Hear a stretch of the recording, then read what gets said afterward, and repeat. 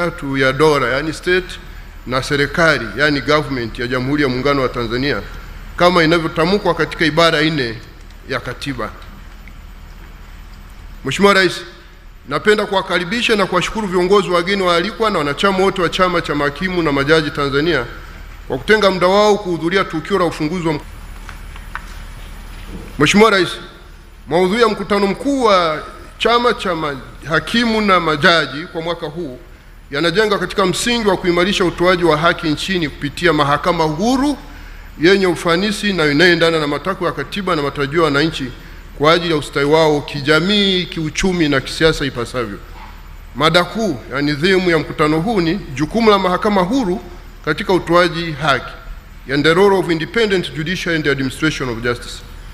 Mheshimiwa Rais, kama nilivyodokeza hapo awali, tutakuwa na watu wa mada wenye uzoefu katika eneo hili ili kujenga uelewa mpana kuhusiana na mada hiyo.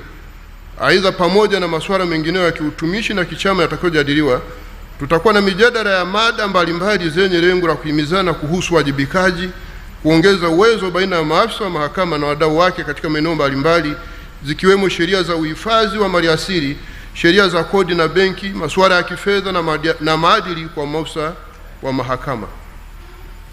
Mheshimiwa Rais, kama unavyofahamu, ibara ya 4 ya katiba inataja mihimili mitatu ya dola na serikali, mgawanyo wa majukumu na mipaka yake ya kutoingiliana na kudhibitiana katika utekelezaji wa majukumu yao. Mihimili hiyo ni utendaji, yani executive, bunge, yani legislature, na mahakama, yani judiciary. Pamoja na mengineo, ibara hiyo inaelekeza kwamba vyombo vyenye mamlaka ya kutekeleza utoaji haki vitakuwa ni mahakama ya serikali ya Jamhuri ya Muungano na mahakama ya serikali ya Mapinduzi ya Zanzibar. Na kwa ajili hiyo, ibara ya 107A kubwa ibara ndogo ya kwanza ya katiba inaelekeza kwamba mamlaka yenye kauli ya mwisho utoaji haki katika Jamhuri ya Muungano itakuwa ni mahakama. Kwa kuwa mahakama ni sehemu ya serikali na dola ya Jamhuri ya Muungano wa Tanzania, ili iweze kutekeleza majukumu yake kwa ufanisi ipasavyo, mahakama hiyo inapaswa kuwa huru, isiingiliwe na mihimili mingine inayounda serikali na dola ya Jamhuri ya Muungano wa Tanzania, yani mihimili ya utendaji na bunge, licha ushirikiano uliopo miongoni mwao. Ni kwa sababu hiyo ibara 107B kubwa ya katiba inaelekeza kwamba katika kutekeleza mamlaka ya utoaji haki, mahakama zote zitakuwa huru na zitalazimika kuzingatia tu masharti ya katiba na yale ya sheria za nchi, huku ikiwajibika kuzingatia, kutia maanani na kutekeleza masharti yote yaliyotajwa katika ibara ya 6 hadi ya 11 ya katiba kama ibara ya 7 ya katiba inavyoelekeza. Mheshimiwa Rais, mahakama ya Tanzania inatambua na kupongeza dhamira yako ya dhati na ya kipekee katika kudumisha, kuimarisha na kuiwezesha mahakama kuendelea kuwa huru. Katika hotuba zako mbalimbali umekuwa ukisisitiza kuhusu uhuru wa mahakama na kutenda haki.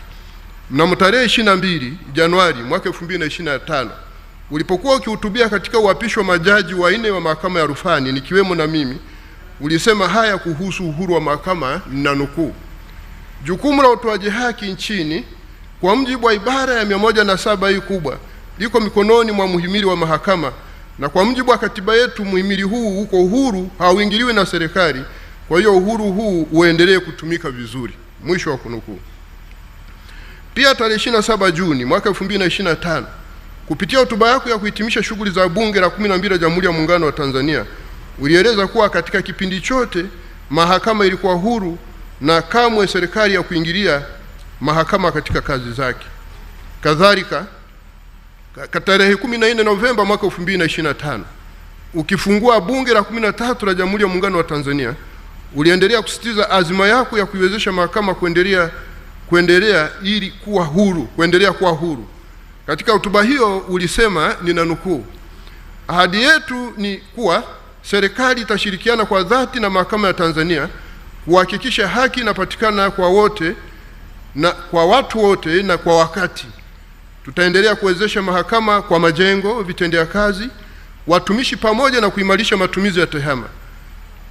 Tunachukua hatua zote hizi ili muhimili huu uweze kutekeleza wajibu wake kwa ufanisi. Mwisho wa kunukuu. Mheshimiwa Rais, dhamira yako hiyo inajidhihirisha si tu kwa maneno bali pia kwa vitendo.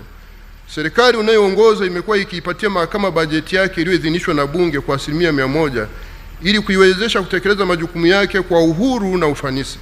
Ingawa kihalisia bajeti hiyo haitoshelezi mahitaji yote ya mahakama, tunakushukuru sana kwa kusimamia jambo hili kwa dhati. Tunaamini kuwa serikali itaendelea kuiongezea mahakama bajeti ili kutekeleza majukumu yake kikamilifu kwa kukidhi mahitaji yake uendeshaji shughuli zake za utoaji haki na maslahi ya watumishi wote wa mahakama. Mheshimiwa Rais, maboresho yote yanayofanywa na serikali unayoongoza yanaakisi dhamira ya dhati ya kuimarisha uhuru wa mahakama kwa vitendo. Ni ukweli usiopingika kwamba mahakama haiwezi kuwa huru iwapo haina miundombinu ya msingi, rasilimali fedha na mazingira salama ya kutekeleza majukumu yake. Ujenzi wa majengo ya mahakama, uwezeshaji wa rasilimali watu na fedha, pamoja na kuboresha mazingira ya kazi kwa majaji, mahakimu na watumishi wa mahakama ni nguzo muhimu zinazowezesha uhuru wa mahakama kuwa halisi, unaoonekana, unaotekelezeka kwa ustawi wa wananchi na utawala wa sheria kwa ujumla.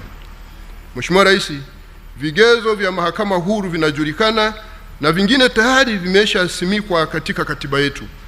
Vigezo hivyo kama pia viliwahi kuelezwa na aliyekuwa Jaji Mkuu Mheshimiwa Francis Nyalali katika makala yake ya mwaka 1982 iliyokuwa na kichwa cha habari kinachosema Independence of Judiciary in Tanzania, yani uhuru wa mahakama Tanzania. Alipokuwa akisisitiza kuhusu uhuru wa mahakama ni pamoja na mambo yafuatayo, yani ni pamoja na mambo yafuatayo. It was not so much exhaustive. Usalama wa ajira ya majaji na mahakimu, yani security of tenure for judges and magistrates, mishahara na maslahi ya kutosha yanayolindwa kisheria, adequate and secured emolument. Hauwezi kuwepo bila mambo yafuatayo: kutoingiliwa na muhimili wa utendaji, that is independence from executive interference.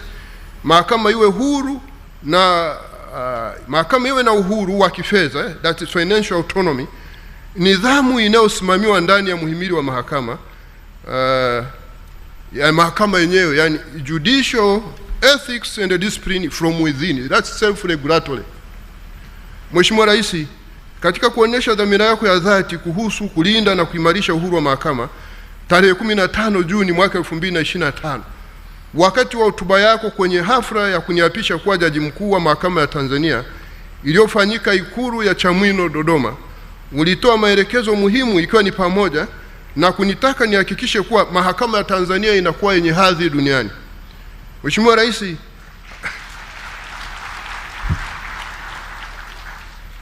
hakuna shaka kwamba ulipotoa maelekezo hayo ulikuwa na ufahamu mpana, na mimi nakufahamu na ufahamu mpana wa sifa za mahakama huru, mahakama yenye hadhi duniani.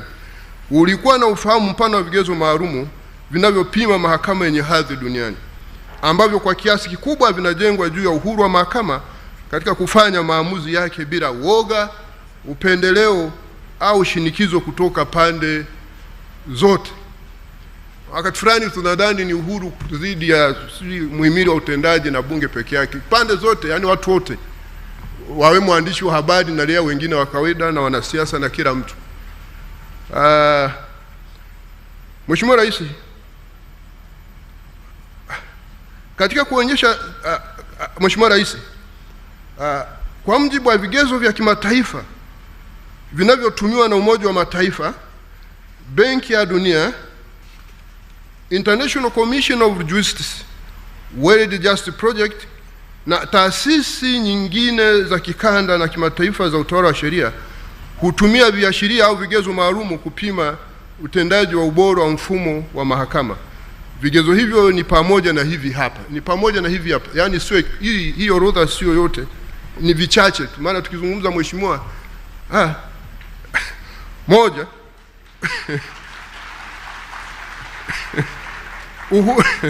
uhuru wa mahakama na kutopendelea upande wote, yani judicial independence and impartiality. Hiki ndicho kigezo muhimu zaidi. Hupima ikiwa mahakama inaweza kufanya maamuzi bila kuingiliwa na serikali, wanasiasa au maslahi binafsi. Uhuru wa mahakama dhidi ya shinikizo la mihimili ya utendaji au bunge, mtu binafsi au taasisi nyingine yoyote, kutopendelea upande wote, Ikiwa majaji wana upendeleo au kama wanatendea pande zote kwa usawa bila kujali hadhi zao. Vigezo hivi viko kwenye katiba zetu na sheria zetu, hivyo vipo tayari kwenye katiba yetu. Kigezo cha pili ni usalama wa ajira ya majaji na mahakimu. That is security of tenure for judges and the magistrates. Hapa ni lazima ajira ya jaji au hakimu ilindwe hata pale anapotoa maamuzi ya haki yasiyofurahisha. Kwa upande wa Tanzania, usalama wa ajira za majaji umelindwa kikatiba. Ibara 110A kubwa ibara ndogo ya 3 ya katiba inaeleza kuhusu mchakato wa kushughulika na nidhamu ya majaji wa mahakama kuu. Ibara 120A kubwa ibara ndogo ya pili ya katiba inaeleza kuhusu mchakato wa nidhamu ya majaji wa rufani. Kwa ujumla, kabla ya kumuondoa jaji kazini, ni lazima kuwe na kwanza tuhuma nzito za kimaadili au kisheria dhidi yake; pili, uchunguzi wa tume ya utumishi wa mahakama Judicial Service Commission ufanyike; tatu, na mapendekezo rasmi kwa rais ili kuunda tume ya uchunguzi ambayo nusu ya wajumbe wake watakuwa majaji wa mahakama kuu au mahakama ya rufani kutoka katika nchi yoyote kwenye Jumuiya ya Madola.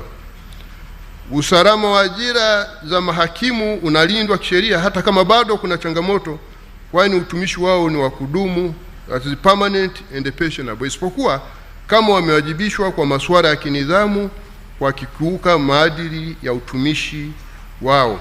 Aidha, mchakato wa kuwapata majaji na mahakimu unasimamiwa na kusimamia nidhamu yao unasimamiwa na tume ya utumishi wa mahakama na ni huru, wa wazi na hauingiliwi na mamlaka yoyote. Kwa jumla, kigezo hiki cha pili nacho kimezingatiwa sana katika katiba yetu. Kigezo cha tatu ni urahisi wa kufikia huduma za haki, yani access to justice. Mfumo mzuri wa mahakama ni ule ambao wananchi wanaweza kuufikia na kutumia kikamilifu bila kikwazo vyovyote. Moja, uwezo wa kumudu gharama. Je, ada za kisheria na gharama za mawakili ni za kuridhisha? Pili, ufikiwaji wa mahakama na lugha inayotumika. Je, watu wanaweza kufika mahakamani kirahisi? Je, huduma zinapatikana kwa lugha za wenyeji? Alafu tatu, msaada wa kisheria. Je, serikali inatoa mawakili kwa wale ambao hawawezi kumudu gharama zao? Moja, katika hili pia sehemu kubwa imetimizwa. Tunazo sheria za legal aid, na pia Mheshimiwa Rais kupitia Samia Legal Aid Project kuna mfuko huo kusogeza hizi huduma za watu wanaohitaji hizi huduma za kisheria lakini hawana uwezo. Kwa tunazo sheria ya legal aid tangu mwaka 1969 na mwaka 2017 tulitunga sheria nyingine inaitwa the Legal Aid Act. Lakini ufikiwaji wa mahakama na lugha inayotumika. Lugha tunayotumia ni ya Kiswahili. Tumeshatoka kwenye lugha ya Kiingereza, na Mheshimiwa Rais, niseme tu kwamba mwanasheria mkuu wa serikali atakapokuwa amekamilisha tafasiri ya matoleo ya kisheria ya hizi kwa lugha ya Kiswahili, tutaanza pia kuandika hukumu kwa Kiswahili. Nimeambiwa yuko katika hatua za mwishoni, na sheria tayari ilishatungwa inayosema lugha ya mahakama itakuwa ni ya Kiswahili. Sasa hili uwezo wa kumudu gharama sinalo hakika sana, ndio maana serikali ikaja na utaratibu huu wa legal aid, na sasa mheshimiwa kupitia ule mfuko wako ile Samia Legal Aid Project. Kwa haya ni mambo ambayo tumepiga hatua kubwa sana. Lakini kuhusu upatikanaji wa hizi haki zenyewe, niseme tu kwamba Rais Masawe amenitambulisha hapa kama jaji. Mara kwanza alisema jaji wa mahakama, jaji mkuu wa mahakama, jaji mkuu wa Jamhuri ya Muungano wa Tanzania. Baadaye akasema jaji mkuu wa mahakama ya Tanzania. Sasa mimi ambaye ni mwanasheria wa hizi sheria za kikatiba, niseme tu kwamba ibara 118 ya katiba ya Jamhuri ya Muungano wa Tanzania inamtambua jaji mkuu kama jaji mkuu wa mahakama ya Tanzania. Mahakama ya Tanzania ikiwa ni moja wa muhimili unaounda dola na serikali ya Jamhuri ya Muungano wa Tanzania. Lakini katika ibara ya 42 ibara ndogo ya 5 inamtambua huyu jaji kwamba ni jaji mkuu wa Jamhuri ya Muungano wa Tanzania. Kwa hiyo Mheshimiwa Masawe hakuwa amekosea, alikuwa hana uhakika tu. Sasa Mheshimiwa, nimeona nilifafanua hivi kwa sababu ni rais mdogo pale mnaye hapa mezani asiondoke amekwazika sana.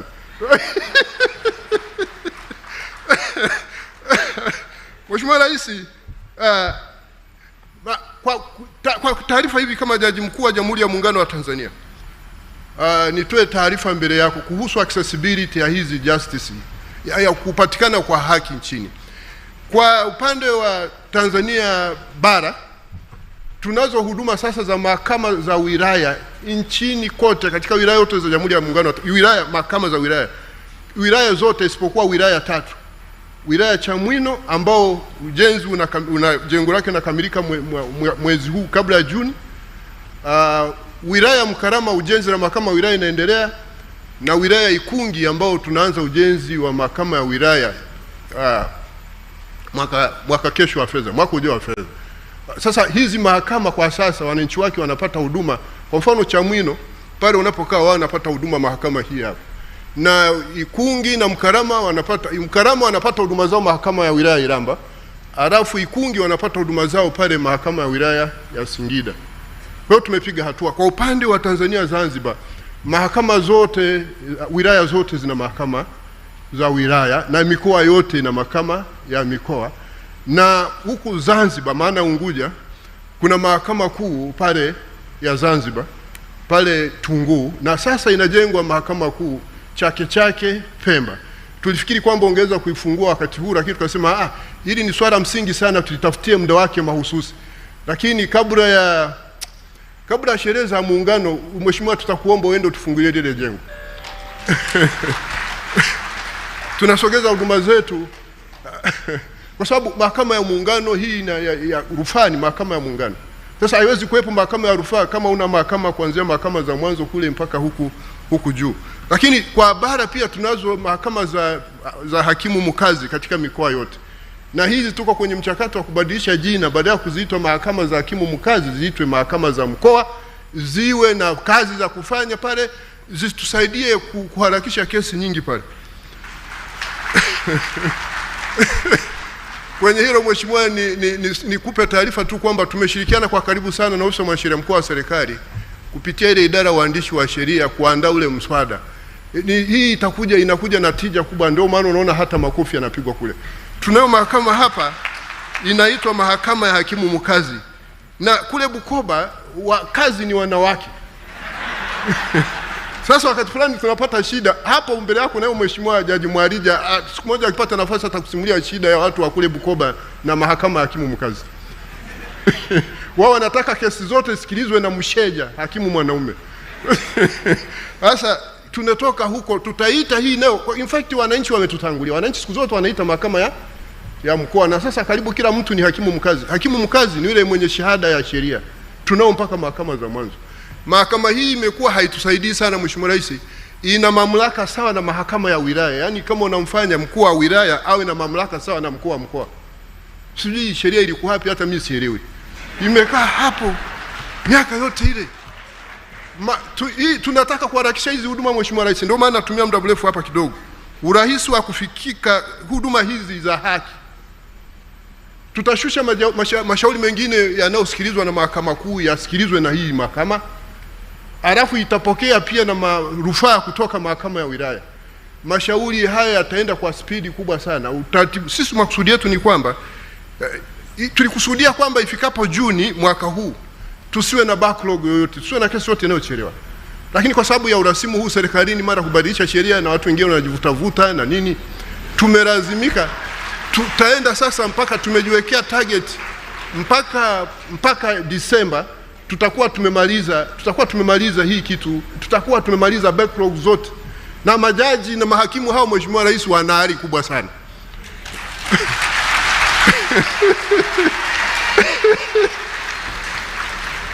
na kimsingi wanafanya kazi nzuri. Wakisikia neno la matumaini kutoka kwako watafarijika sana.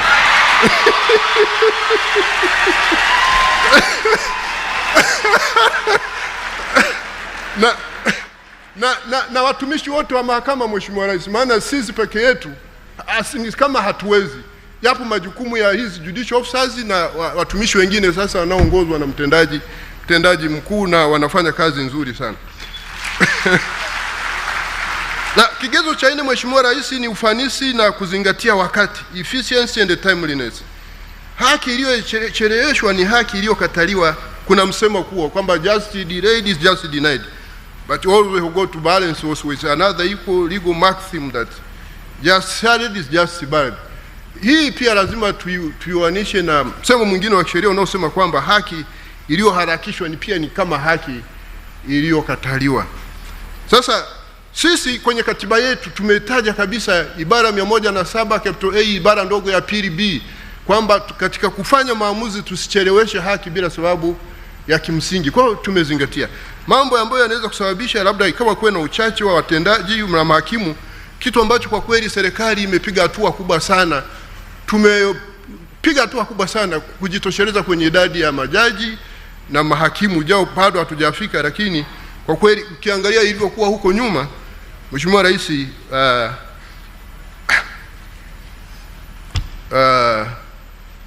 tumepiga hatua kabisa.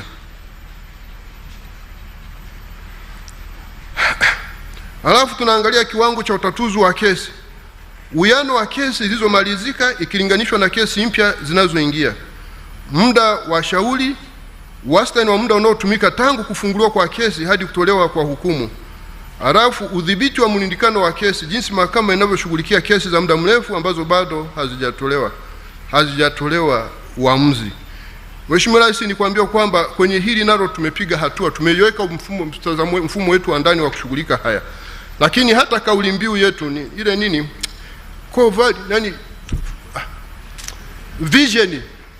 Vision yetu, dira yetu ya mahakama, sio ile dira ya taifa, dira ya mahakama inasema haki sawa kwa wote mapema ipasavyo.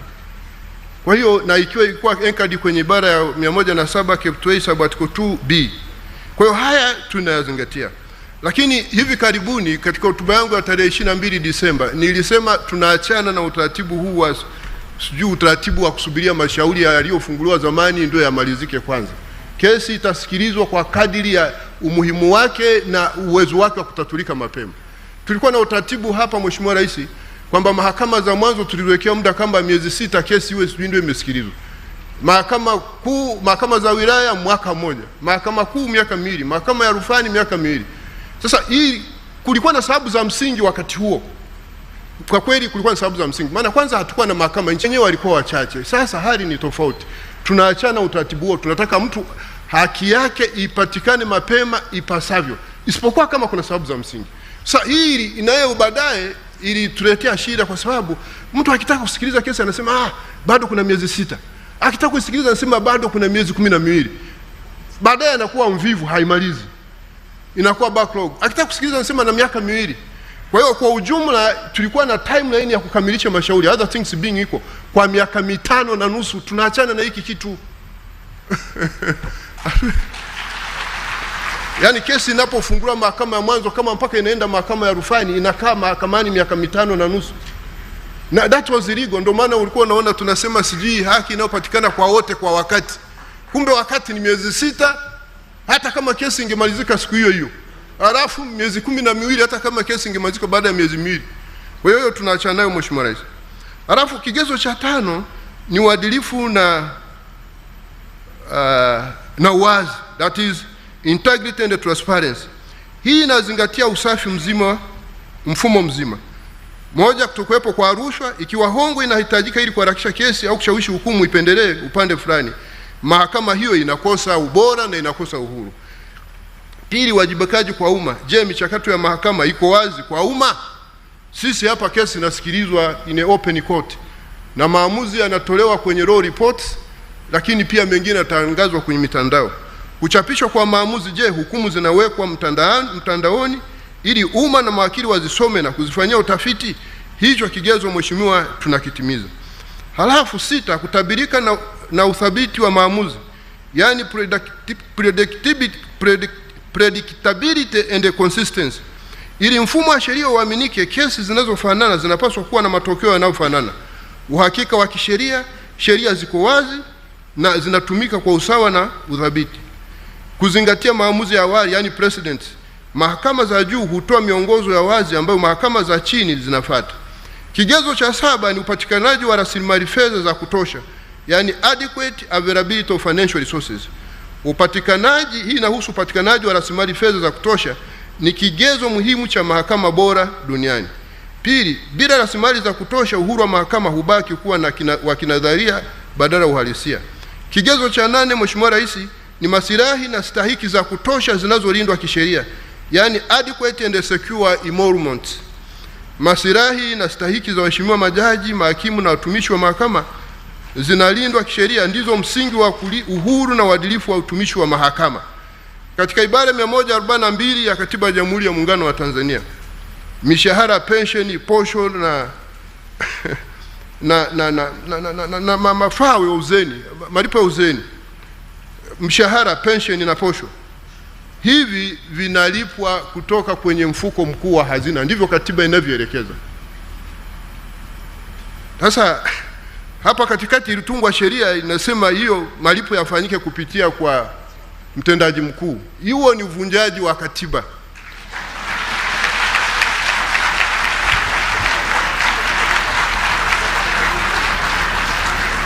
Na Mheshimiwa Rais, kwenye hili bahati nzuri tunao Mheshimiwa mwanasheria mkuu wa serikali hapa, tena ni mjumbe wa Judicial Service Commission. Haya yalifanyika akiwa hajateuliwa. Haki yake naifahamu, ni mtu mzuri, mchapakazi, anaweza. Hili hata subiri afunguliwe kesi, alafu kesi ilete kwetu sisi tuamue, atapata kesi gani pale? Kwa hiyo nadhani liko wazi hili. Hii weko mule ndani, na watu wengine wasichukulia majaji na mahakimu kama watu wa kawaida mpaka watakapopelekwa mahakamani. Kwenye utumishi wa umma huku kuna wakati fulani wengine wanajiona bora zaidi kuliko watu wengine.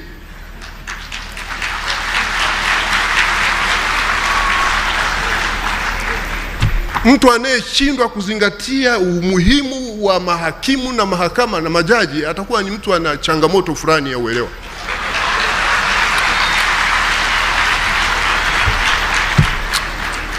Watu wote tunataka haki, halafu hakuna mtu aliye juu ya sheria. Leo mimi nikipelekwa mahakamani, afu ukiwa pale unaizinisha tu, umekaa pale ofisini, utafikiri una nini?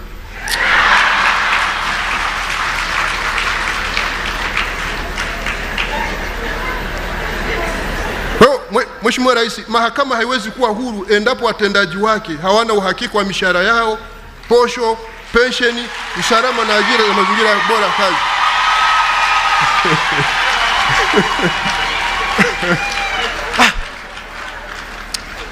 Na mambo mengine Mheshimiwa Rais anasikitisha, lakini majaji waliostaafu, kwanza tu wanaostaafu wanachelewa baada ya kuhamisha kutoka kwenye mfuko mkuu wa hazina kama katiba inavyoelekeza kupeleka huku kwa mtendaji mkuu, wanasubiri ile fedha atakayotengewa na Paymaster General.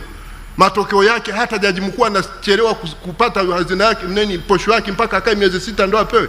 Huyu jaji mkuu atakuwa na moyo?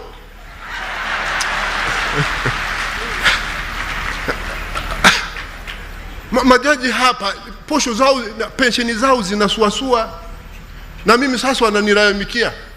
Ndio akaniambia, wewe ndio mlezi wetu sasa bwana, kayabebe hayo, na usipoyasema tutakupiga majungu mpaka uondoke hapa mahakamani.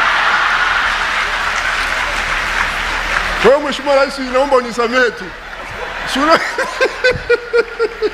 Unaona wanavyoshangilia huko. Nisingesema haya, waangeza usema huyu jaji mkuu nadhani akili yake sio nzuri. Si tumwambia tusemee, si mambo tungemwachia Masawe angeyasema. Kina Masawe wana sifa ya kupigania haya maslahi. Kwa hiyo Mheshimiwa Rais, niona hili. Na kigezo cha 9 ni miundombinu na teknolojia, yani infrastructure and technologies. Miundombinu ya teknolojia, yani infrastructure technology. That is matumizi ya e-justice. Mahakama za kisasa hupimwa kwa matumizi yake ya teknolojia ili kuboresha utoaji wa huduma. Usajili wa kesi kwa njia ya elektroniki, yani e-filing, kuruhusu kesi kufunguliwa mtandaoni, mifumo ya udhibiti wa kesi, ufuatiliaji kidijitali wa maendeleo ya kila shauri na mashauri mtandaoni, yani uwezo wa kuendesha vikao vya mahakama kupitia mikutano video. Haya yote Mheshimiwa, haya tunayafanya na sehemu fulani Mheshimiwa umekuwa appreciate, ukitusifu kwa hatua ambayo tumepiga, na watangulizi wangu wamefanya kazi kubwa sana. Na mimi nachukua nafasi hii kuwashukuru watangulizi wangu wote, tangu hata wale wa ukoloni mpaka tangu mwaka 1920 mpaka Juni 2025 pale Mheshimiwa Profesa Juma Ibrahim alikuwa anamalizia. Wameweka msingi mkubwa kila moja kwa wakati wake. Kwa hiyo nawashukuru sana, wamefanya kazi kubwa kila moja kwa kipindi chake. Na ndio maana leo mimi naweza nikasema mbele yako kwamba mengine haya vigezo vingi hivi tumeviweza, japo bado kuna changamoto. Kwa hiyo sasa kuna maeneo Mheshimiwa Rais anahitaji maboresho ili kuimarisha uhuru wa mahakama na kufikia ile mahakama yenye hadhi ambayo ndio nia yako kubwa. Moja ya Mheshimiwa Rais, kama nilivyoeleza hapo awali, kuwa serikali imeendelea na jitihada nyingi za kuwezesha mahakama kutekeleza majukumu yake kwa uhuru na ufanisi. Hatua hizo zimeleta mafanikio makubwa yanayoonekana katika nyanja mbalimbali za utoaji haki. Hata hivyo, kwa kuzingatia maelekezo yake ya tarehe 15 Juni 2025 ulionipa wakati wa kuniapisha kuwa jaji mkuu, ya kuhakikisha mahakama ya Tanzania inakuwa muhimili wenye hadhi duniani, bado zipo changamoto kadhaa zinazohitaji kushughulikiwa ili maelekezo na maono yako ya kuendelea kuwa na mahakama huru na yenye hadhi duniani yaweze kufikiwa.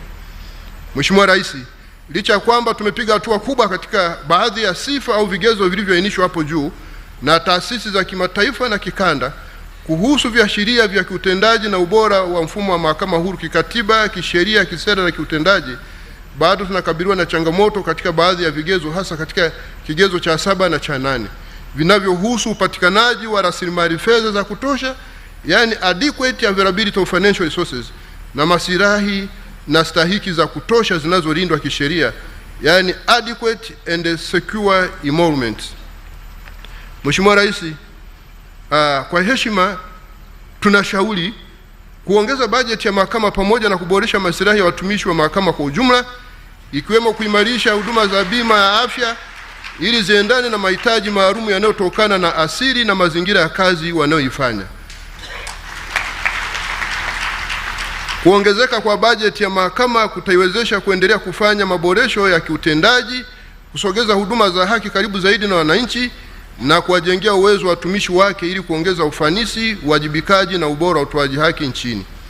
Aidha, kuongezeka kwa maslahi ya watumishi kutaimarisha uhuru wa mahakama ambao unaweza kuingiliwa kuwa compromised pale watumishi wa mahakama wanapokuwa na hali duni sana ya kimaslahi.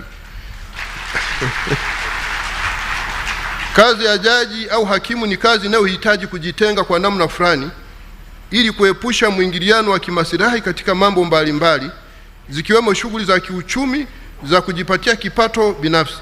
Pia kazi ya utoaji haki inamhitaji jaji au hakimu kutumia muda mwingi ofisini na majumbani kuandika hukumu. Uwepo wa jaji au hakimu ofisini muda wa baada ya saa ya kazi unagusa pia watumishi wa kada nyingine.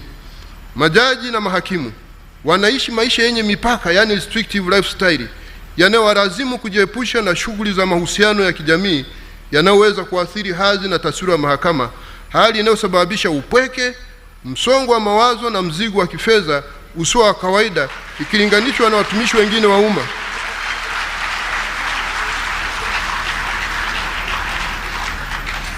Kazi inayohitaji kujitoa zaidi kwa watumishi wote wa mahakama ili kutekeleza jukumu hili kubwa la utoaji haki, jukumu ambalo kimsingi ni la Mwenyezi Mungu. Hii ndio maana majaji wanaitwa mabwana wakubwa, that is lords, kwa kuwa kazi wanayoifanya ni kazi ya Mungu mwenyewe, ingawaje wao sio Mungu na wana uwezo mdogo ikilinganishwa na uwezo wa Mungu anayeweza kuona yaliyofichika moyoni mwetu.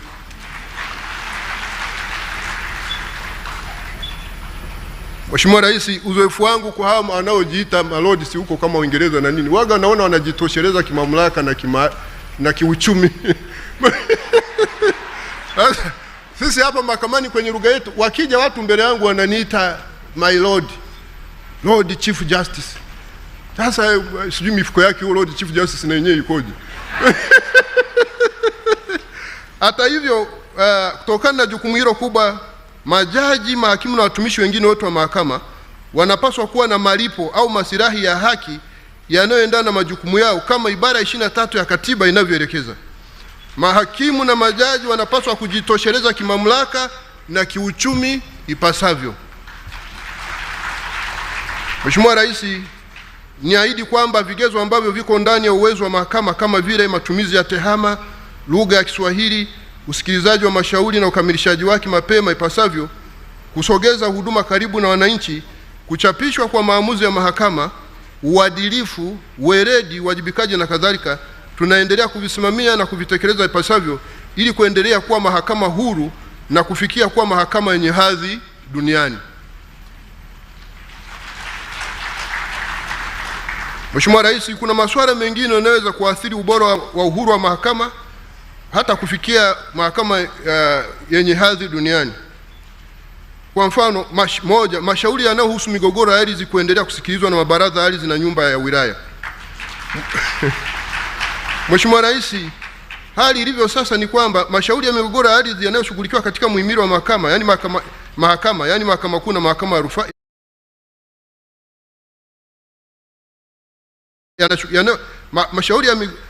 Mheshimiwa Rais, hali ilivyo sasa ni kwamba mashauri ya migogoro ya ardhi yanashughulikiwa katika muhimili wa mahakama, yani mahakama kuu na mahakama ya rufani, wizara ya ardhi, yani mabaraza ya ardhi na nyumba ya wilaya, na TAMISEMI, mabaraza ya kata na mabaraza ya ardhi za vijiji. Hali hii inasababisha mkanganyiko katika mfumo wa utoaji haki nchini, kwani jukumu la utoaji haki nchini ni la mahakama, hata kama mabaraza mbalimbali, yani tribunals, nayo yanatambuliwa na katiba katika ibara ya 13 ibara ndogo ya 6A ya katiba. Mheshimiwa Rais, tume ya Msekwa pamoja na ripoti mbalimbali za tume ya kurekebisha sheria zimeeleza bayana kuwa utoaji haki haupasi kuchanganywa na mhimili wa utendaji. Wizara ya Ardhi kama msimamizi wa sera na masuala ya uamuzi wa migogoro ya ardhi bila kuathiri misingi ya haki, uwazi na uhuru wa kikatiba, kinyume na matakwa ya kikatiba ya ibara ya 4, ibara 107A kubwa na 107A B kubwa ya katiba. Kwa kuzingatia changamoto zilizopo katika mfumo wa utatuzi wa mashauri ya migogoro ya ardhi, na kwa kuwa serikali iko katika mchakato wa kufanya maamuzi kwamba mashauri yote ya migogoro ya ardhi ngazi ya kata na wilaya yasikilizwe na mahakama ya Tanzania, na mahakama ya Tanzania tunao uwezo wa kusikiliza mashauri ya migogoro ya ardhi ipasavyo, tunaishauri serikali iharakishe mchakato wa kuwezesha mashauri yote ya migogoro ya ardhi kusikilizwa na mahakama, kuanzia mahakama za mwanzo, mahakama za wilaya na kuendelea hata mahakama za juu kabisa. Kwa upande wetu mahakama tupo tayari kushirikiana na wizara husika na ofisi ya mwanasheria mkuu wa serikali kuandaa rasimu ya mswada. Yaani tuko tayari kuyatambua, kuainisha. Kwa sasa tumeshaainisha siku serikali ikifanya maamuzi, sisi tumeshaainisha zile vipengele vya sheria ambavyo vitaguswa katika mabadiliko yale. Kwa hiyo tuko tayari kutoa ushirikiano huo, kusikiliza mashauri hayo mara tu serikali itakapokuwa imeamua kuendelea na kukamilisha hatua ya mashauri yote ya migogoro ya ardhi kusikilizwa na mahakama badala ya mabaraza ya ardhi ya nyumba ya wilaya na mabaraza ya kata. Yale ya kwenye vijiji yabakia huku wananchi watatue kwenye vijiji vyenye, lakini kwenye kata kule ziende mahakama za mwanzo. Yale ya wilaya iende mahakama za wilaya. Aidha, mabaraza ya ardhi hayapo katika wilaya zote nchini, jambo linalowanyima wananchi wengi kupata haki zao sawa kwa wote mapema ipasavyo. Hii ni tofauti na mfumo wa mahakama ambao tayari una mahakama za wilaya katika wilaya zote isipokuwa wilaya 3 za Chamwino na Mkarama ambako ujenzi wa mahakama unaendelea, na wilaya Ukungi ambapo ujenzi wa majengo ya mahakama utaanza mwaka wa fedha ujao. Halafu kipengele cha 3, Mheshimiwa, cha pili ni usimamizi wa kamati za maadili ya maafisa wa mahakama. Mheshimiwa Rais, mahakama baada ya kutafakari kuhusu muundo wa sasa wa kamati za maadili za maafisa wa mahakama zinazoundwa chini ya sheria ya usimamizi wa mahakama, tunakusudia kufanya marekebisho ya muundo huo ili kuimarisha uhuru wa mahakama kwa kuhakikisha kuwa usimamizi wa nidhamu ya watumishi wake unafanyika ndani ya mfumo wa mahakama yenyewe bila kuingiliwa na vyombo vya utendaji vya serikali.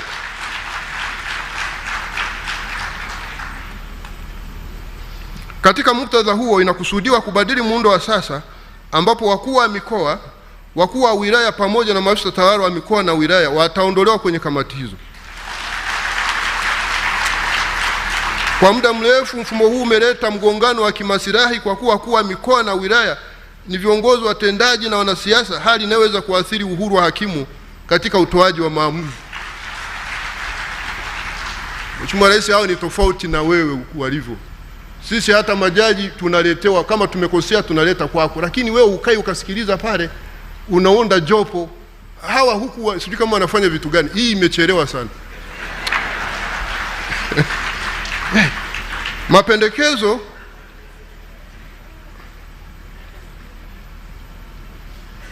Mapendekezo ya muundo mpya ni kwamba kamati hizi sasa zitaongozwa na viongozi wa mahakama yenyewe katika ngazi hizo.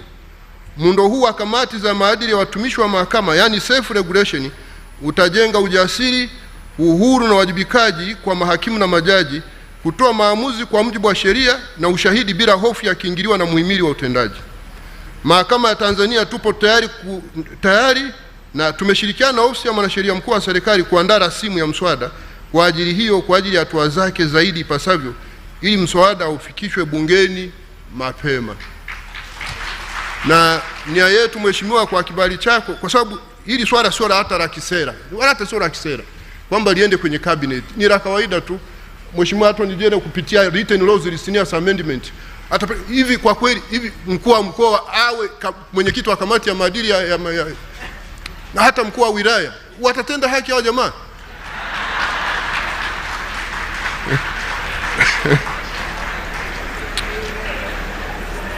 Ya tatu, Mheshimiwa Rais, ni makazi bora na usalama kwa ajili ya mahakimu na majaji.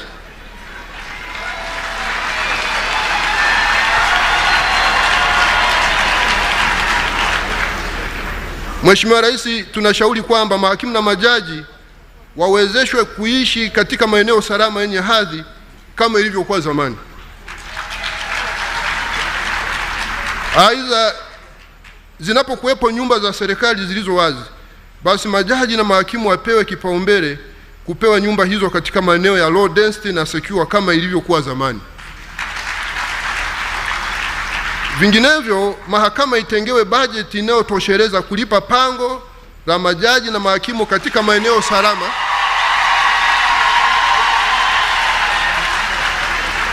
ili kulinda usalama wao, hadhi na heshima yao katika jamii.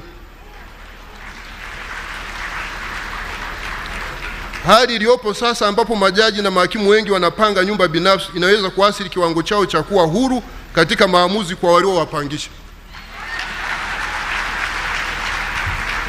Aidha, Mheshimiwa Rais, tayari tumeomba TAMISEMI waitengee mahakama viwanja kwa ajili ya makazi ya mahakimu na majaji katika maeneo yanayofaa kukaliwa na viongozi, lakini pia viwanja kwa ajili ya ujenzi wa mahakama hapo baadaye mahitaji ya matumizi ya mahakama yatakapokuwa yameongezeka. Kwa mfano kama mji wa Dodoma unakuwa, hatuwezi kubakia na mahakama kuu tu pale au mahakama ya wilaya pale. Itakapokuwa imefika kule Mbande sijui na wapi, tutahitaji kuwa na mahakama kuu tu kule na mahakama na majengo mengine ya wilaya.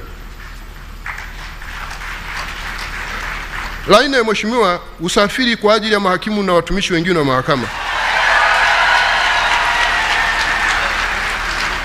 Mheshimiwa Rais, ili kuimarisha uhuru wa mahakimu, usalama na heshima yao, tunashauri kwamba mahakimu na watumishi wengine wa mahakama nao wafikiriwe kupatiwa usafiri wa pamoja wa ofisi wa kuwapeleka kazini na kuwarejesha nyumbani. Vinginevyo, serikali iweke utaratibu utakaowawezesha mahakimu na watumishi wengine wa mahakama kupata mikopo yenye masharti nafuu kwa ajili ya kujinunulia vyombo vya usafiri, hususani magari kwa ajili hiyo.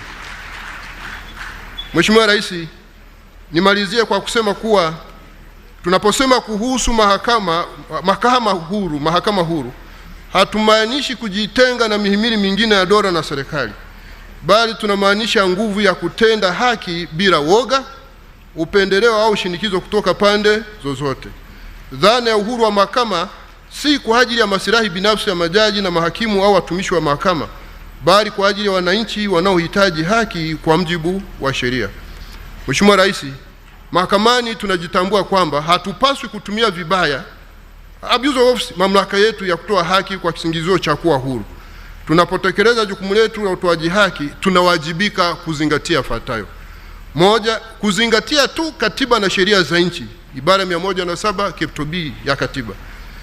Mbili, kuzingatia kanuni zilizotajwa katika ibara 107 kifungu A ibara ndogo ya pili A mpaka E ya katiba, yaani kutenda haki kwa wote bila kujali hali ya mtu kijamii au kiuchumi, kutochelewesha haki bila sababu ya kimsingi, kutoa fidia ipasavyo kwa watu wanaoathirika kutokana na makosa ya watu wengine, na kwa mujibu wa sheria mahususi iliyotungwa na Bunge, kukuza na kuendeleza usuluhishi baina wanaohusika katika migogoro na kutenda haki bila kufungwa kupita kiasi na masharti ya kiufundi yanayoweza kukwamisha haki kutendeka.